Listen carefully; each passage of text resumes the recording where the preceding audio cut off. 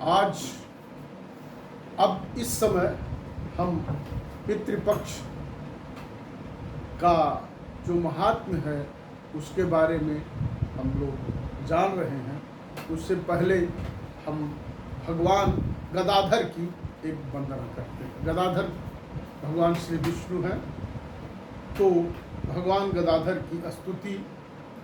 गदाधरम गयावासम पित्रादीनां गतिप्रदम धर्मार्थ काम मोक्षार्थम योगदम प्रणमाम्यहम्। अर्थात जो गया के निवासी तथा पितर आदि को सदगति देते हैं, देने वाले हैं, उन योगदाता भगवान गदाधर को मैं धर्म अर्थ काम और मोक्ष प्राप्ति के लिए प्रणाम करता हूँ। अब जो पितृपक्ष है उसमें 15 दिन हम अपने पितरों के लिए श्राद्ध कर्म जल इत्यादि देने का प्राविधान है और किया जाता है। इसमें गया में जाकर के पिंडदान करना बहुत ही श्रेष्ठ और फलदायी होता है।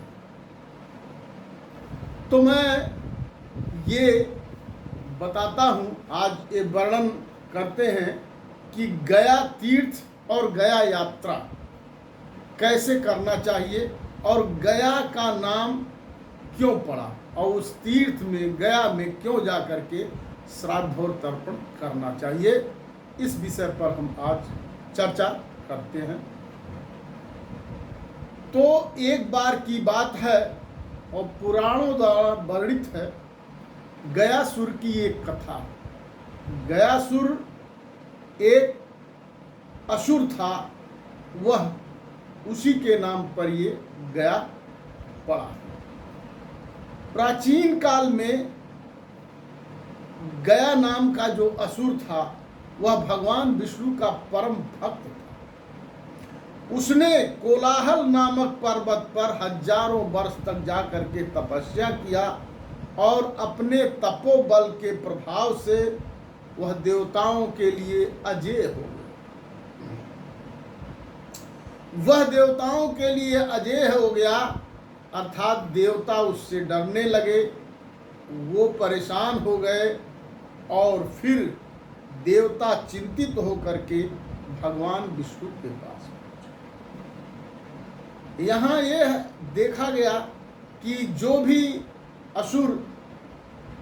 असुर वरदान प्राप्त किए हैं, बड़ी कड़ी और हजारों वर्ष की तपस्या करने के बाद वो प्राप्त किए हैं और उसका वो चल करके दुरुपयोग कर लेते। तो सारे देवतागण चिंतित होकर के भगवान विष्णु के पास पहुंच गए। भगवान विष्णु ने कहा, सभी देवताओं से ये बताया कि आप लोग गयासुर के पास चलिए और हम भी वहां पहुंच रहे हैं। सभी देवता वहां पर पहुंचे और विष्णु जी ने उससे कठिन तप का कारण पूछा और वर मांगने के लिए कहा। गयासुर इस पर क्या कहा? गयासुर ने कहा, हे देव, वह सभी देवताओं ऋषियों मुनियों से भी अधिक पवित्र हो जाए। गयासुर ने भगवान विष्णु से यह वरदान मांगा कि हम ब्रह्मांड में सबसे ऋषि मुनि देवता और सबसे ज्यादा हम पवित्र हो जाए और हमें सबसे ज्यादा पवित्रता प्राप्त हो। ऐसा वरदान विष्णु जी से गयासुर ने मांगा और तब विष्णु जी ने उसे तथास्तु कहा और गयासुर के ऊपर प्रसन्न हो गए और तब वह तप से विरत हो गया, तप करना बंद कर दिया। वरदान के प्रभाव से, चूंकि उसने पवित्रता मांगी थी, तो उस वरदान के प्रभाव से गयासुर की देह अत्यंत पवित्र हो गई और उस पवित्रता का प्रभाव ये है, परिणाम ये पड़ा कि जो भी उसे देखता अथवा उसकी देह का स्पर्श कर देता था वो स्वर्ग चला जाता। इस तरह से तमाम लोग स्वर्ग जाने लगे। यह देखकर ब्रह्मा जी बड़े चिंतित हुए। ब्रह्मा जी ने कहा कि यह तो मर्यादा है और हमारे जो नियम हैं, विधान हैं, उसके विरुद्ध हो रहा है। कोई भी गयासुर को दर्शन करके और उसका स्पर्श करके स्वर्ग में चला जा रहा है। तो ब्रह्मा जी का विधान और मर्यादा टूटने लगी। तब भगवान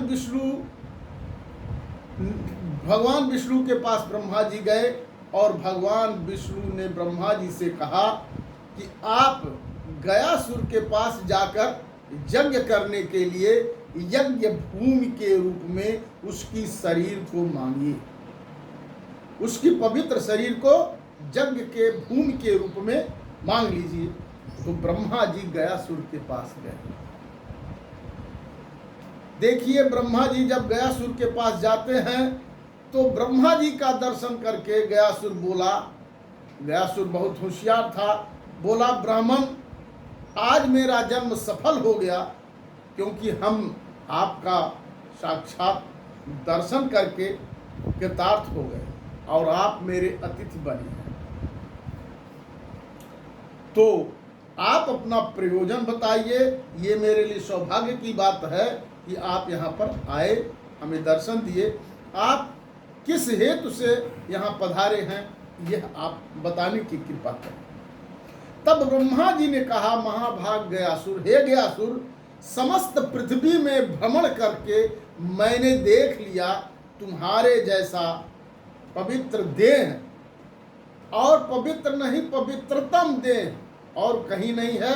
सिर्फ तुम्हारी देह ही वह स्थान है जो बहुत ही पवित्र से पवित्रतम, अधिक पवित्र है। तो भगवान विष्णु के वर से तुम्हारी देह सर्वाधिक पावन हो गई है, अतः मुझे यज्ञ करने के लिए अपना शरीर दान दे। गयासुर बोला, हे देवदेश, आप हमारे शरीर के लिए प्रार्थना कर रहे हैं, ये तो मेरा धन्यवाद है। आप जैसे चाहें वैसे यज्ञ करें, यह शरीर तो आप ही की रचना है। यह कहते हुए गयासुर ने सहर्ष अपनी देह को समर्पित कर दिया और विराट शरीर वाला गयासुर उत्तर की ओर सिर तथा दक्षिण की ओर पैर करके वहीं भूमि पर सो गया। ब्रह्मा जी ने सारी सामग्रियां तैयार की और उसके देह के ऊपर यज्ञ का अनुष्ठान होने लगा। परंतु यज्ञ का अनुष्ठान होने लगा, लेकिन उसकी शरीर हिलने लगी। जब यज्ञ का अनुष्ठान ब्रह्मा जी कर रहे थे तो गयासुर का शरीर हिलने लगा। ब्रह्मा जी ने धर्म से कहकर पवित्र धर्मशिला उसके शरीर पर रखवाई। ब्रह्मा जी ने धर्म से कहकर पवित्र धर्मशिला उसके ऊपर रखवा दी। उसके बाद भी उसका शरीर हिलता रहा। तब ब्रह्मा जी ने तथा देवताओं ने अपनी अभिष्ट सिद्धि न होते हो, क्योंकि जब शरीर हिल गया है तो उनका यज्ञ अनुष्ठान सफल नहीं होता, इसलिए जो शिला के बावजूद भी वो शरीर हिलती रही। तो उन्होंने अपने अभिष्ट सिद्ध न होने के नाते विष्णु भगवान से फिर जाकर के भगवान विष्णु का आह्वान किया। गदाधर भगवान विष्णु अपने लोक से तत्क्षण वहां पहुंच गए और उसके ऊपर स्थित हो गए। किसके ऊपर? गयासुर के ऊपर स्थित हो गए भगवान विष्णु, और उन्होंने अपनी गदा के द्वारा गयासुर को स्थिर कर दिया। तब उसका हिलना बंद हो गया। उस समय गयासुर ने, जब यह प्रक्रिया हुई, विष्णु जी ने उसको स्थिर कर दिया, तो गयासुर ने एक वरदान मांगा। गयासुर ने वरदान मांगते हुए कहा कि हे भगवान, जब तक पृथ्वी, सूर्य, चंद्रमा, तारे आदि रहे ब्रह्मांड में, तब तक ब्रह्मा, विष्णु, महेश्वर आदि सभी देवता इस तीर्थ पर निवास करें। यानी जब तक पृथ्वी रहे, वायु रहे, तो सभी देवता तब तक इस तीर्थ पर निवास करें और यह तीर्थ उसके नाम पर प्रसिद्ध हो। उसके नाम पर मतलब गया के नाम पर प्रसिद्ध हो, और तथा सभी तीर्थ यहाँ आके निवास करें। सभी देव, व्यक्त तथा अव्यक्त, साक्षात या परोक्ष में, वहाँ विद्यमान रहें और यहाँ किए गए श्राद्ध तथा पिंडदान से पितरों का तो उद्धार हो ही, श्राद्ध कर्ता का भी कल्याण हो। अर्थात जो श्राद्ध करे उसका भी कल्याण हो और उसके पितरों का भी कल्याण हो।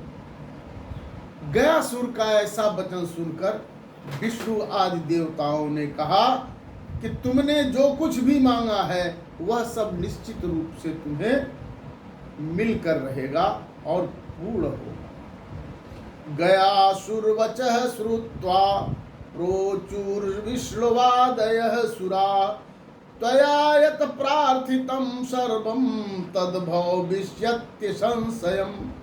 वायु पुराण का उल्लेख। तो गया नामक असुर की पूरी देह जो है वो लगभग 10 मील विस्तृत है।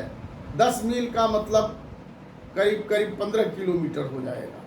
तो गया नामक असुर की जो देह है वो 10 मील में विस्तृत है, परम पवित्र है और उस पर कहीं भी पिंडदान करने से पितर प्रेत यौन तथा नरक से छूटकर अक्षय तृप्ति प्राप्त करते हैं और तभी से गया तीर्थ देव तीर्थ तथा पितृ तीर्थ के रूप में विख्यात हुआ। ये गया का महात्मा और गया तीर्थ में पिंडदान क्यों किया जाता है, इसके बारे में ये हम लोग आज जानकारी प्राप्त किए। धन्यवाद।